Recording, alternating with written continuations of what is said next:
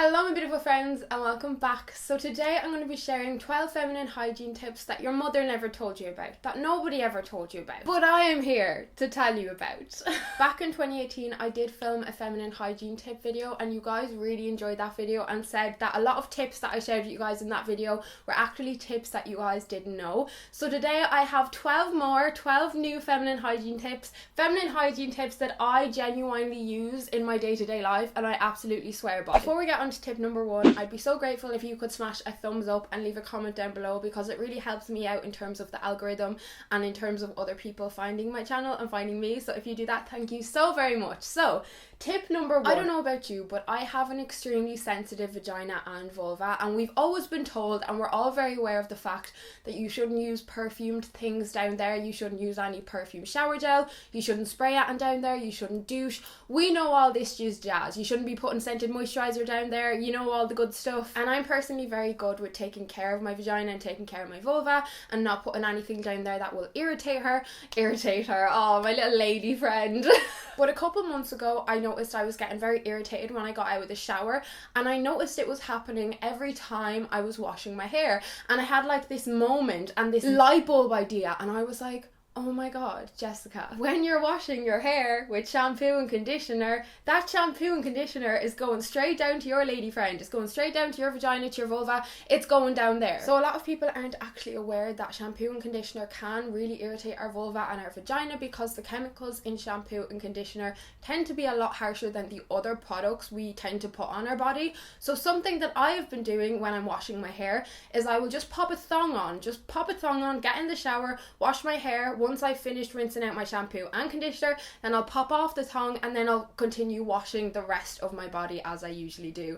And this has literally saved me. As soon as I started doing this, the irritation on my vulva and my vagina was all gone, completely gone. I was getting irritated on the outside and also on the inside a little bit, and it was literally something as simple as that was causing me that much irritation.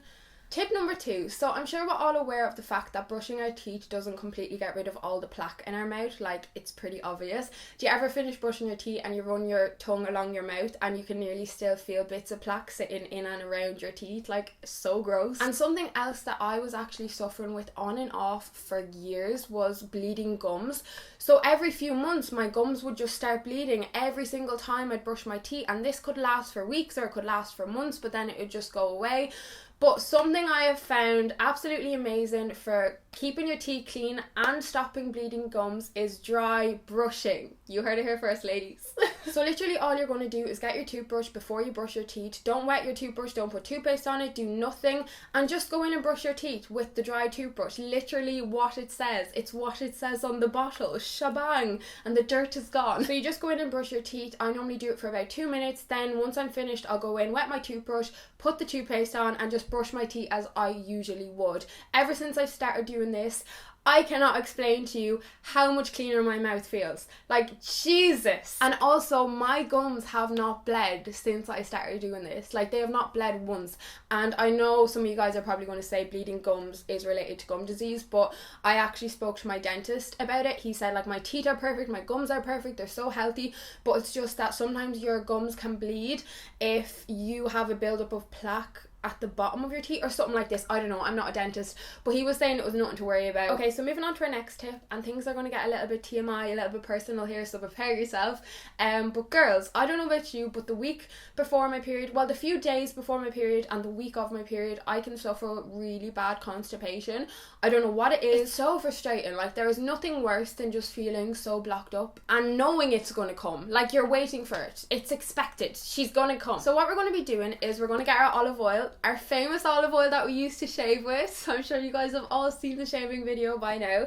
But yeah, we're going to get olive oil and pink Himalayan salt. I cannot say that word right. Himalayan salt. So not the Himalayan salt that you soak in the bath, but the Himalayan salt you can eat, and the pink one that you can grind up in like a salt grinder. You know the difference. Basically all you're going to want to do is get a little egg cup, fill the egg cup with olive oil, and then just sprinkle some of the Himalayan salt into the egg cup. I've been taking this every morning on a an empty stomach and then also before my main meal for quite a few weeks now, and I have found that this has helped me so much. I have not been constipated since I started taking this. Like, I am not joking, I'm not shitting you. It is also just amazing for your inner health in general. You can read up on all the benefits of olive oil, of drinking olive oil and all that jazz. I'm not going to go into it today because that would be a whole video in itself, but Jesus, I cannot stress this little tip enough. Seriously, if you suffer with constipation, even if you don't suffer with constipation, olive oil just has a lot of health benefits, and so does pink Himalayan salt,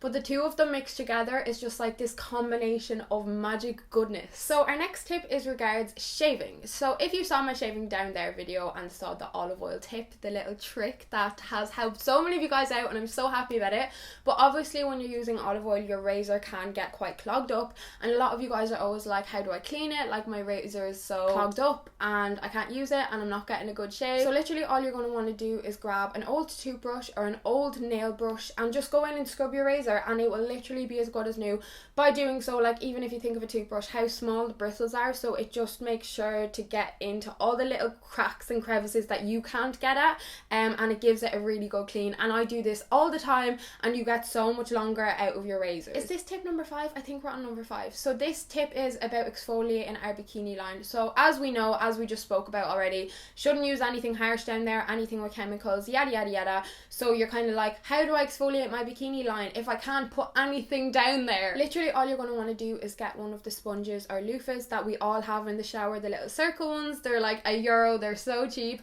and literally just go up and down ever so gently on your bikini line, and this is all you're going to want to do to exfoliate. Never go side to side with the sponge because this will confuse the hairs, and things like this is what causes ingrown hairs, believe it or not. So only up and down, only very gently. That is all you need to do to exfoliate your bikini line. You don't need any harsh products or chemicals or nothing like that. Please tell me I am not the only one who is like this. Like, I honestly am getting a little bit concerned about myself and feeling like I shouldn't maybe go and see a specialist. But when I'm hot, I sweat obviously, but when I'm cold, I also sweat. Like, if I'm freezing, I'm just sweating buckets. Like, I will have big sweat patches under my pits. Yeah, so to put it lightly, I'm a sweaty girl. I'm a very sweaty girl. Look, I've said it. I'm not ashamed. It's who I am. There's nothing I can do about it. But I also sweat a lot in and under and around my boobs, and it is so annoying because, girls, come on, like, we really don't want to have to wash our bras every time we wear them. Like, come on. Literally just grab a roll-on deodorant, roll it under your boobs, between your boobs, wherever you sweat really. Girls with bigger boobs will probably need to do it on the sides and stuff like that too, but honestly, this has just been an absolute lifesaver for me. Something I've had pretty much my whole life is that hard skin you get on the bottom of your heel and at the side of your foot. I absolutely hate it. It's so gross. I'm not one of these people who hate feet. Like, Julie, some people are just disgusted by feet. My sister is.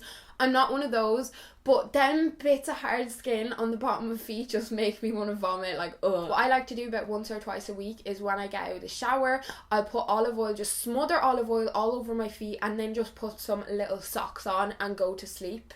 Our feet is a part of our body that a lot of us tend to neglect. Like, a lot of us moisturize our bodies, we exfoliate our bodies, but a lot of us don't moisturize our feet, we don't exfoliate our feet. A lot of us don't care about our feet, or don't take care of our feet. Of course we care about our feet. We couldn't bloody get anywhere with our feet now, could we? But before I started doing this, to be honest, my feet just looked very dehydrated and not very healthy. But since I've started doing this, my feet just look so healthy and glowing and soft and just so moisturized, and it really helped with the hard skin on my feet because obviously olive oil is so moisturizing.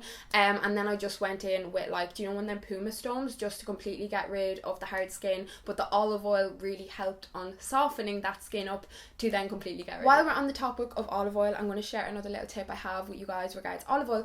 So if you do shave with olive oil, I could not recommend getting yourself one of these bottles enough. So this is literally just a little water bottle that you would normally water the plants with. So you've got your little spray here, but this is so good because, as you know, olive oil can be very messy. It can go everywhere if you're not careful. So when you have something like this, you literally just need the tiniest amount. You just spritz how much you need out on your hand. You're not losing any extra olive oil. It's not going on the shower floor. It's not going on the bath floor. It's not going all over you. Honestly, it has just made such a difference to my shaving situation. I'm not a clean freak, I'm not a germaphobe, but I hate germs. Like, I hate germs. Like, if I touch a door handle or I touch something outside, like, the first thing I'm doing is putting hand sanitizer on. Like, I'm just that bitch. What do most of us do as soon as we come home? We put our handbag on the bed. What do we do when we're going on holidays, when we're packing? We put our suitcase on the bed to pack, don't we? Yes. What do we do when we arrive at the hotel?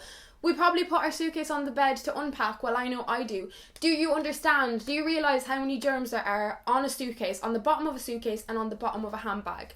Oh my god, so many thousands of germs. So this tip is to never put a handbag or a suitcase on your bed. The first thing you're going to want to do when you come home is spray your bag or your suitcase with your antibacterial spray that you use for the kitchen countertops, that you use in the kitchen, and just give it a little wipe down with that, with a bit of tissue, with a cloth, whatever, you're good to go. Literally is only going to take you a few seconds, but it is going to keep thousands of germs off your bed. We don't want to be sleeping with them bad boys. No thank you. Well, maybe you do, but I sure don't. I think we're all quite aware that deodorant isn't great for us. It's not a very good thing to be putting on our bodies. There's a lot of chemicals, yada yada yada.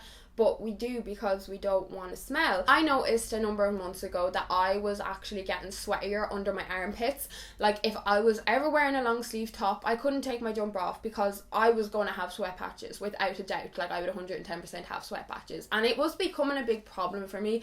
It was something I was becoming very insecure about.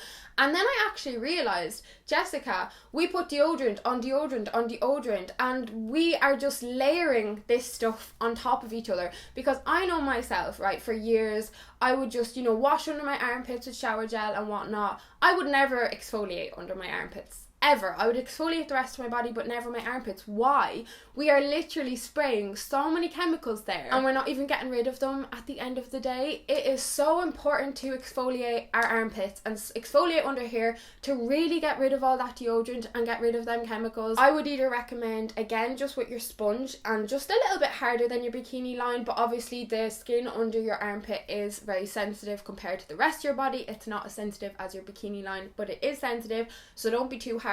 Or just a gentle exfoliator. You can get them in any chemist, you know yourself. When I started doing this, I wasn't sweating as much as I originally was. I was like, oh my god, my pores under my armpits were probably clogged with so much deodorant that it was trying to sweat it out. Like, it was trying to sweat the bad shit out of my body. So our next tip is regards shaving again. So do you know when you haven't shaved in like a few weeks and you kind of neglected things a little bit, and then you go for like a big shower, like a hair wash and exfoliate, a shave, moisturize, and you get out of the shower or you get out of the bath and you look back and there's just little hairs everywhere. I don't know how they get in the places they do, but oh boy, do they manage to get everywhere. I seriously could not recommend getting a black face cloth, so I bought myself a pack of black face cloths, and I just use the black face cloths to just wipe around the shower or the bath once I'm finished shaving. This gets rid of all the excess olive oil if you did drop any olive oil, and also will get rid of all the little hairs. So I'll just go around, clean it up, and then rinse it out under the shower and squeeze it out, and then just leave it in the bathroom for the next time I do my big shaving job. So our last tip of the day is about probiotics. So I know in my last feminine hygiene tip I told you guys how important it is to take a probiotic if you've been taking antibiotics, because obviously antibiotics get rid of all the good and bad bacteria in our body, and probiotics just help put the good bacteria back in our body, because if we don't have any good bacteria in our body, it affects a lot of things in us, such as fatigue, our mood, our mental health, how we're feeling, our digestion, our bowel movements. It affects so many things. So a probiotic after you've been taking antibiotics is so important. Something that I find really amazing is the yogurts that are called Activia. Do you know Activia? We all know Activia, but they have billions of probiotics in a yogurt. Like, they have so many probiotics, it is amazing. So if you're somebody who doesn't like taking a probiotic supplement, you could just have an Activia yogurt every day. Probiotics are amazing for so many things. They literally say that our gut and our mental health are seriously related, and if you've got bad gut health going on, you're going to have bad mental health going on. So it is seriously related to our mood, diarrhea in a lot of cases. And then also, if you have been on antibiotics, just amazing taking the Activia with the probiotic supplement, you know, just so you're getting as many probiotics in your body as you possibly could be getting. Diarrhea is actually something that I was also getting a lot before and on my period, along with the constipation. It would either be constipation or diarrhea, and it was a nightmare. I'm sure a lot of you girls can relate, because it's something that a lot of us seem to struggle with. But I've been taking probiotics every day for quite a long time now, and diarrhea is something that I very rarely suffer with. I'll only suffer with if I'm really actually sick, if I have like the flu or the vomit bug or something like that. So it has definitely helped me. So yeah, I could not recommend that enough. So friends, that is 12 feminine hygiene tips that your mother never told you. I really hope that you found this informative, found it helpful, maybe learned a thing or two from it, and took some feminine hygiene tips away with you. But yes, let me know if you would like to see another one of these in the future, because I got a lot of tips up my sleeve. But thank you guys so much for supporting me. Thank you so much for watching. I love you all so very much, and I'll see you guys super duper soon. Bye bye.